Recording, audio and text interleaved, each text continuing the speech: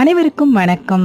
சனிக்கிழமைக்கான மார்கழி மாசத்தின் கோலம் இதுதான். எப்படி இருக்குன்னு சொல்லுங்க. கலர் மாவு கொஞ்சம் கம்மியா இருந்ததுனால இப்படியே சிம்பிளா போட்டாச்சு. இன்னைக்கு வந்து பாத்தீங்கன்னா பசங்களுக்கு ஃபுல் டே ஸ்கூல் வச்சுட்டாங்க. அது மட்டும் இல்லாம பேரண்ட்ஸ் மீட்டிங்கும். சரி லஞ்சுக்கு என்ன கொடுக்கலாம்னு யோசிக்கும் போது காலை டிஃபன் எங்களுக்கு தேவையில்ல. இன்னைக்கு நான் சப்பாத்தியும் கொண்டக்கடலை மசாலாவும் செய்யலாம்னு இருந்தேன். அதே நீங்க லஞ்சுக்கு கொடுத்துருங்க, நாங்க எடுத்துட்டு போயிடுறோம் அப்படின்னு சொல்லிட்டாங்க. அதனால இன்னைக்கு வந்து சப்பாத்தி சன்னா மசாலா.